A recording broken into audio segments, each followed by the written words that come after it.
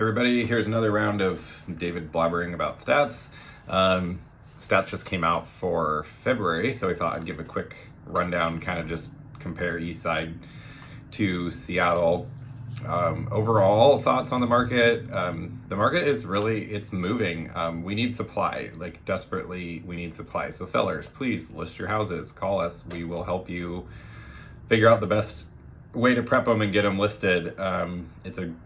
It's a shockingly good time to sell compared to what people think. So they need to be priced correctly, prepped correctly. Don't get us wrong on that. But the market is moving and homes are selling.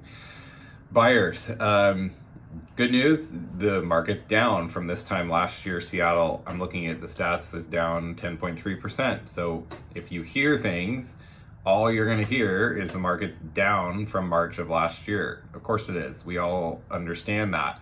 What you're not going to hear is the market's up 5% in a month.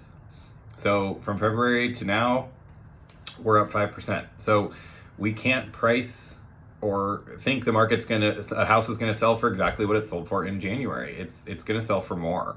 And that in this kind of economic and interest rate environment is surprising, but the demand is high.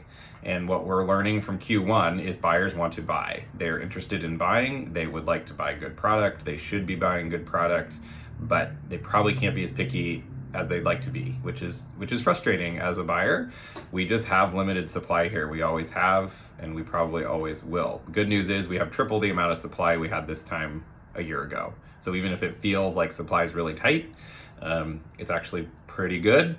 But we need a lot more, and we're hopeful that the next 2 or 3 months are going to yield probably the most inventory we see throughout the year. So that's really good news, but please understand prices are increasing. So if you're trying to keep your payment exactly the same, everybody's payment driven. We just bought a house. We were very payment driven.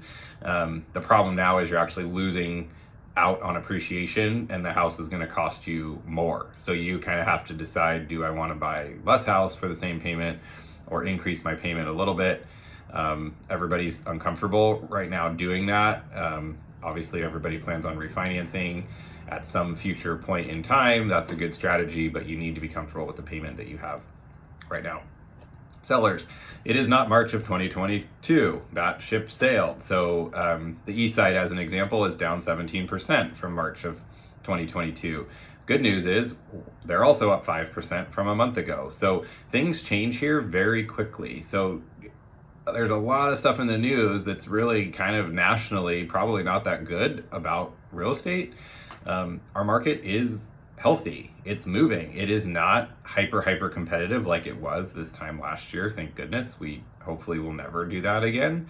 But it's competitive though. You don't have your pick of everything you'd ever want in a house. It's just not reality right now, and it rarely is in our area. So we're trying to explain to people, like, get in to the market and give it some time. Like, time is your friend, and minus the last 12 months, time has been really helpful to people. So anyway, that's the soapbox for today. But there's a lot going on with the stats. There's a lot changing pretty quickly, and we track this stuff all the time. So call us, email us, whatever, we'll help you through it. But please just focus on what's happening right now, focus on the pendings, and get out there and get searching, get out there and list your house, get your yard ready. These are all things people need to be doing right now, because people are transacting, or they want to transact, and it's really important that we guide people the right ways, because it may be really different information than you had 60 days ago.